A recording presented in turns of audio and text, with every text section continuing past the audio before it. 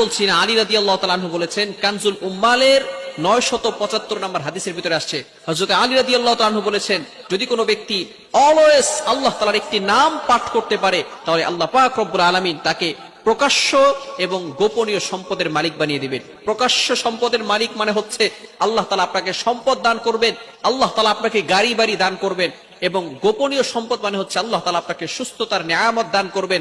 আখিরাতে আল্লাহ তাআলা আপনাকে বিপদ আপদ থেকে হেফাজত করবেন। অর্থাৎ যে ব্যক্তি আল্লাহ তাআলার এই একটি নাম পড়তে পারবে, আল্লাহ তাআলা তাকে 4টি পুরস্কার দিবেন। কয়টি পুরস্কার? 4টি পুরস্কার। 2টি পুরস্কার আল্লাহ তাআলা দুনিয়াতে দিবেন এবং 2টি পুরস্কার আল্লাহ তাআলা আখিরাতে দিবেন। দুনিয়াতে যে 2টি পুরস্কার দিবেন, 1 নাম্বার হচ্ছে তার অভাব আল্লাহ তাআলা দূর করে দিবেন। আপনি অভাবে আছেন, কষ্টে আছেন, আল্লাহ তাআলা আপনার অভাব দূর করে দিবেন। আল্লাহ তাআলা আপনাকে কারো প্রতি মুখাপেক্ষী বানাবেন না। একটা কাঁচা মরিচের জন্য আপনি কারো কাছে যাবেন না, যদি আল্লাহ তাআলা আপনাকে সম্মান বাড়াতে চান। 1